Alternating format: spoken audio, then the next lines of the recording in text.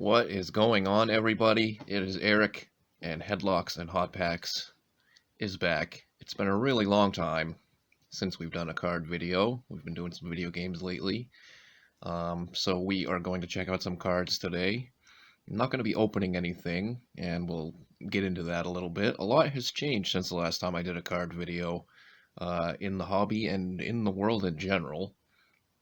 So today, like I said, we're not going to be opening anything, but we are going to be checking out part 1 of my Boston Celtics PC. There's nothing too crazy in here. I got some good rookies, and but there's no like autographs or relics or anything like that. I used to have a number of them, but they went away during one of the times when I was not collecting and ended up selling a bunch of stuff. So kicking things off, this is I have everything alphabetically organized also. So we start off with some team cards. So yeah, like I said, it's been a really long time since I've done a card video. You know, Antoine Walker there. Cool one. Another team card, Donruss. Big old Shaq Daddy right in the middle there. So yeah, the reason why I hadn't done a card video in quite a while, the last one I did was before Christmas time, and I was just gonna take a break for the holidays, which ended up being a longer break than I anticipated, obviously, because the basketball card hobby absolutely exploded. The Zion Williamson craze. A short print there, Mark Akers. So if you go back and look at some of my last videos, you know, I think the last card video I did was a 17-18 Optic Mega Box, which I only paid, I don't remember exactly how much. Ray Allen here, 0708 Chrome. I had only paid between $15 and $20 for it. And if you go look for those right now on eBay, they are, I want to say, they're at least twice that much, if not 3 times that price. So things really exploded. I have not been able to find basketball cards pretty much anywhere recently outside of online. And I don't really want to pay that much for, you know, cards that I was getting for a lot cheaper just, you know, like 6 months ago. It's just crazy what has happened to basketball cards. So with that being said, I've actually gotten into baseball, which we will, there's Tony Allen there. We'll definitely check out some baseball cards at some point. If we do any more openings, which we definitely will, they may end up being baseball. More Tony Allen there. I did, during this break, buy a rather large collection off a friend of mine, off my buddy Molly. Shout out to Molly, Kenny Anderson. It's pretty cool, Kenny Anderson there too, Fleer Metal. And there was a ton of baseball in there and a ton of basketball, so I've added, since then, another Fleer Metal, Kenny Anderson. There's also football in there, so if anybody is looking to pick up some basketball cards, check me out on eBay or on Twitter. I'm going to be doing some stack sales as well, lots of 10-cent stuff and things of that nature, but I'm going to be selling a lot of stuff, so you can check me out on Twitter. I'll link it below, but it's at @E_Ames323. Tiny Archibald, really miscut. This is one of the cards that was in the collection I bought, and these are 80-81 for sure. Yeah, 80-81. There was a bunch of them too, a lot of cool ones. But there we got Tiny Archibald, another Tiny Archibald. Like, I'm pretty sure there was a Kareem in there. I mean, obviously there was no like Larry Bird or Magic Johnson rookie card in there. That would be kind of nuts. Chucky Atkins. For anybody wondering, the way I have my collection set up is I use index cards, go alphabetically, and then as you can see, B starts there. These are all alphabetical, and then once I hit, I want to say 5 cards of a player, I'll give them their own index card. So that's why I had that one single Chucky Atkins card. Probably people thinking like, well, that's weird. Also weird, as you can see, I do sleeve and top load all of my Celtics cards. No specific reason other than, Marcus Banks rookie. The cool thing about card collecting is your personal collection can, it can be whatever you want it to be. So, somebody wondering why I have all these commons, like, why is this Dana Barros common in a top loader? I'm like, well, because it's a Topps Finest, and, I don't know, I just thought it was really cool. So, your collection, you can do whatever you want with it. That is the beauty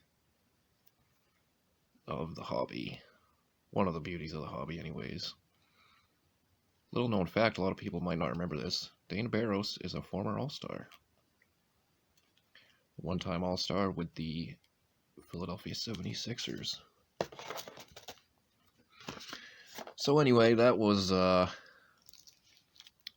why we haven't done a card video in quite some time, and, obviously since then, the world has changed dramatically.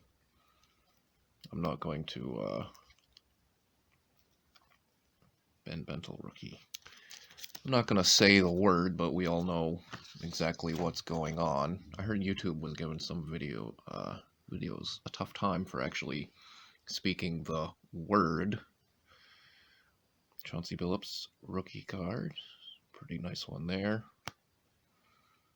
But of course, a lot of us are under quarantine, lockdown, stay-at-home order, whatever you want to call it, and the reason being is that word. So I'm gonna get into some really good. Here's some good ones here. This is all the Larry Birds. So yeah, much like a lot of people, I am stuck at home. 86-87 Fleet Birds, pretty cool. Does have this little spot up here though, which kind of sucks, but I got a good price on it. So yeah, I am stuck at home. I'm going on 4 weeks of being at home. I work for a grocery store, but I took a leave of absence because there are other people in my home that are older and at risk for contracting that word. I have also had my own health issues in the past, so it wasn't entirely my decision, but, actually, to be honest, it wasn't my decision at all. But yeah, I've been out of work, so pretty boring times for most people. I'd like to try to go back to work in a couple of weeks here. I guess this isn't really a Larry Bird card, but I counted it as one. Trading card database counts it as one. This is a cool one. 94 Ted Williams Company. Insert the gallery. Team USA. Sport royalty. This is actually, from a baseball set. I think it's a Gowdy. Yeah, pretty sure it's Gowdy. So a lot of Larry Bird cards here. Some newer ones. So as you can see, I obviously did find some new stuff before everything really, really blew up. I only ever bought, I think, 3 packs of Prism, and this was probably the best card that I got out of those 3 packs. And I'm not even gonna say what I paid for them. I want to say it was like $10 a pack, maybe a little bit less. Not Not a responsible purchase, to be quite honest. But Prism went insane. So anyway, yeah, I'm stuck at home. Hopefully everyone else out there is staying safe. J.R. Bremer.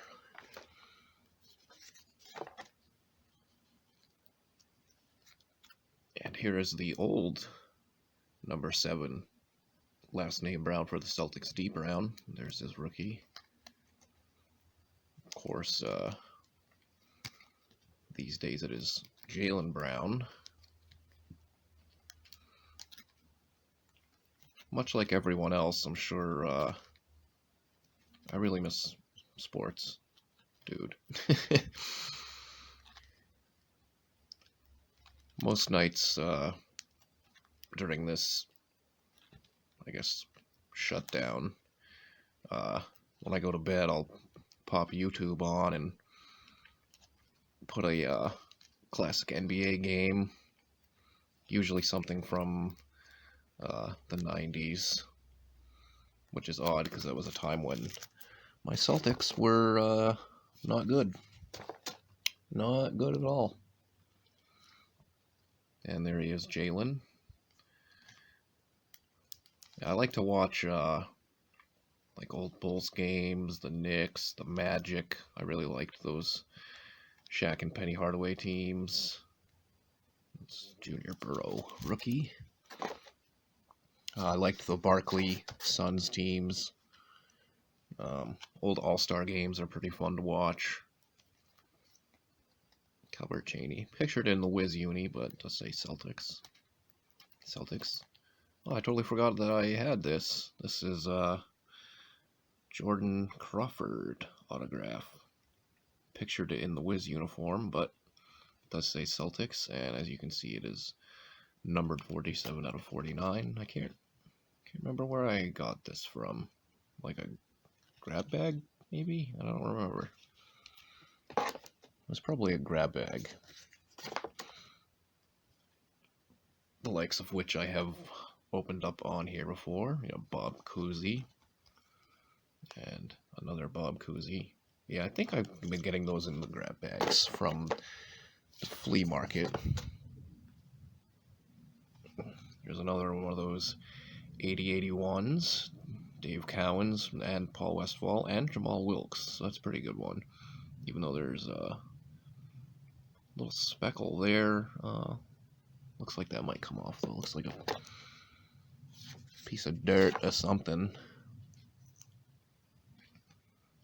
Jordan Crawford. So I think that other Jordan Crawford. Yeah, that other Jordan Crawford was in the wrong spot. Out of order.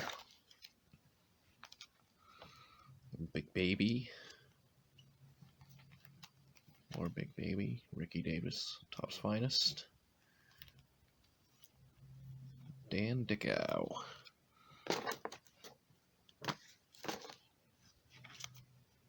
Next, Todd Day. Some more mini cards, much like those 80-81s. More Todd Day. I love these old Topps Finest. Those are, box of those right now is, I mean, you'd be rolling in the dough if you had one of those to sell right now. You'd be saying, who needs a stimulus check when you got boxes of Topps Finest for sale? It's because everybody's going crazy for Jordan cards, obviously, right now, with The Last Dance, another cool Topps Finest. Which, The Last Dance has been tremendously entertaining. I don't know about anybody else. I mean, the lack of sports to watch right now definitely helps, but I like pretty much all of the AC Earl rookies. Pretty much all of the ESPN 30 for 30s, and that's basically what The Last Dance is an extended 30 for 30 series. Which, of course, has led to a lot of debate online about who is better, LeBron or Michael Jordan. Carson Edwards rookie. And old school Topps Chrome Paracelsin. In my opinion, I don't think it's even a debate. It's Michael Jordan. And a lot of people are going to say, "Oh, well, you know, you're biased towards classic NBA. You just talked about watching old Bulls games." It's like, I'm a Celtics fan, guys, and I gotta tell you, it's not because I'm biased towards classic NBA. It's because I watched Jordan in his prime. I've watched LeBron in his prime, and a lot of the narratives that people use against MJ to claim that LeBron is better are just absolutely absurd. Rick Fox rookie. I've seen people hold things like not making it to the finals in his first few years against Michael, or I've seen people, when the Bulls got swept by one of the best teams of all time, the 86 Celtics, like, people held that against him. Silly stuff like that. Like the competition argument, trying to say that Michael faced inferior competition, is so blatantly absurd, in my opinion. Like, that's just people not being educated. I dare anyone to go and look back at the teams and the stats of who MJ went through and against through his playoff runs, and then compare that to what LeBron went through in his, especially all those Cleveland years before he went to Miami and then went back. And it's not even close. You know, even some of those Cavs teams that people want to trash that MJ went through, you know, they were sporting 2 or 3 All-Stars almost every year. It was just, I don't know. I don't understand it. I guess it's recency bias. I get it, I guess, from younger people. I don't know what this black stuff is. Get that out of there. Here we got KG. I mean, I get it. Younger people didn't watch Michael in his prime, but I think not. I think a lot of people are not taking to heart like how different the game and how physical the game was back then too. You know, not that LeBron couldn't have held up to that, but I don't know. It was just totally different. Fouls back then would be flagrant fouls these days, and I don't think anybody can rightfully disagree with that. Not to mention, like, MJ could hit free throws with his eyes closed. LeBron's lucky if he hits the backside of a barn from the free throw line with his eyes wide open. I mean, honestly, what are we talking about here, people? Anyways, I'm sure a lot of people disagree, but that's just my 2 cents coming from a Celtics fan with no dog in the fight. Another Hall of Famer here, Hondo Havlicek.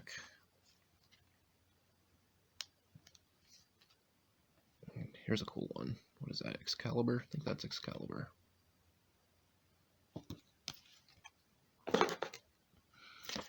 But anyways, yeah. Definitely looking forward to the next 2 episodes, especially the one about the Dream Team. Here's a really cool one. 1920 Hoops, Gordon Hayward. Not numbered, but still looks cool. Not sure how many younger and new fans are aware of just how big of an impact the Dream Team had on the game of basketball worldwide. You know, without the original Dream Team, I don't think you'd be seeing nearly as many European players as you see these days. Big Al, that traitor. Leaf certified.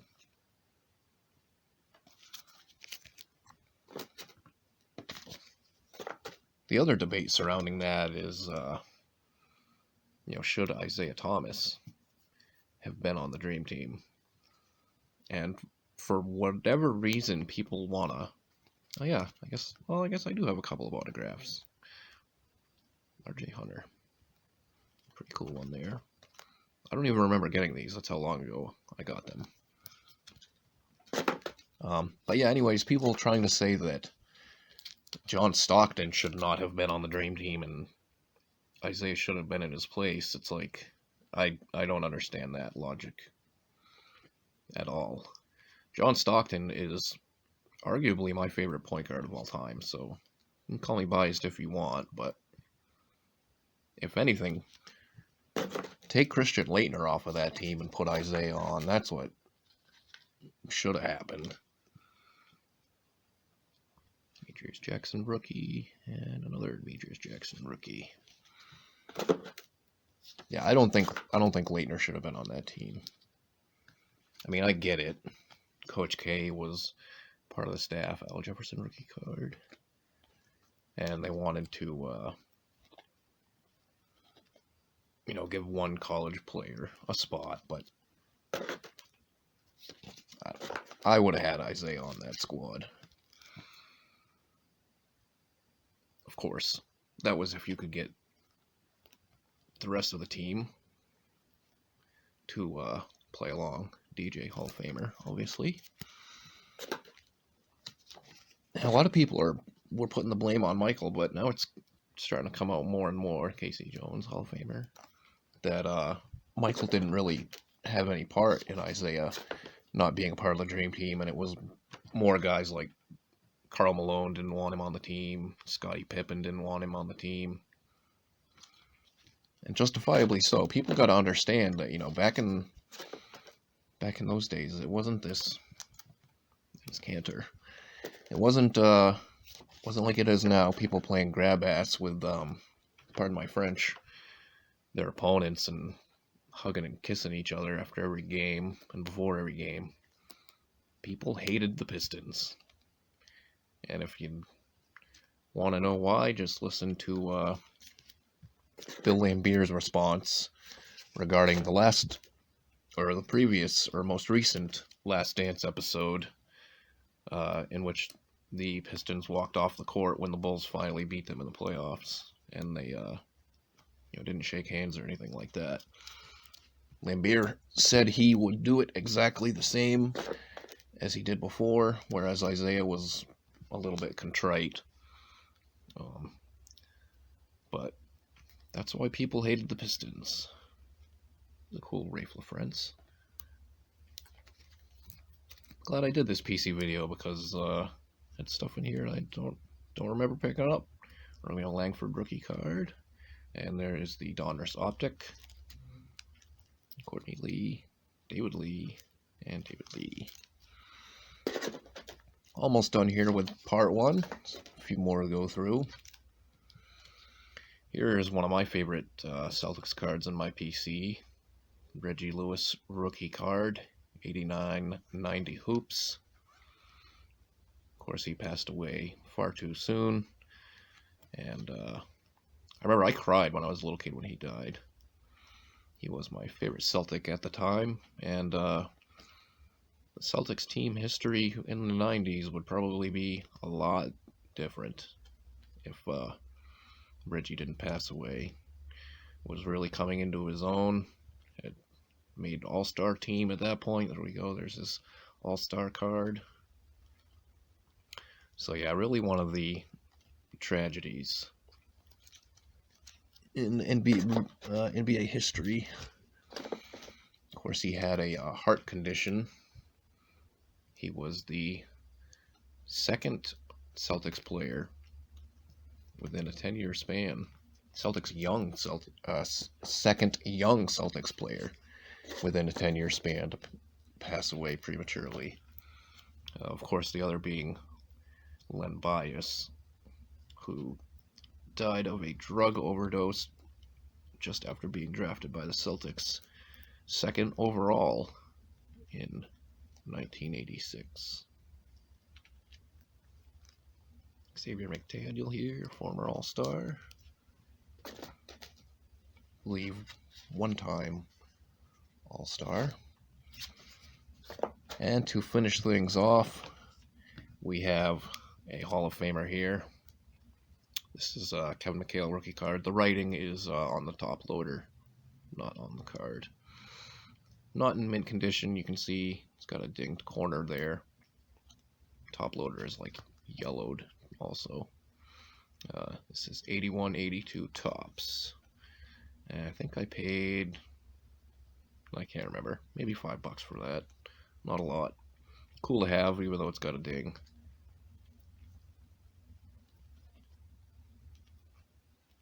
Kevin McHale. These are all SPs, even though this is very easy to find.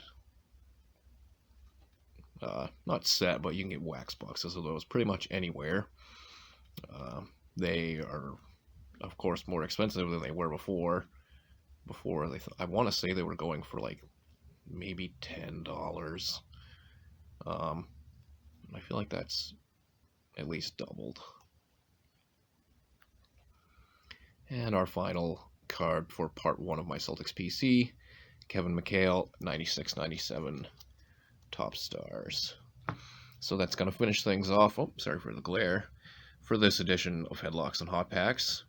Everybody stay safe out there. If you like this video, go ahead and give the thumbs up down below. And if you're not subscribed, please go ahead and hit that subscribe button. Blah, blah, blah. It's been a long time since I've had a lot of human interaction, even though I'm talking to a camera here, so I guess I can't speak anymore. So thanks for watching, everybody, and we will be back soon with more Headlocks and Hot Packs.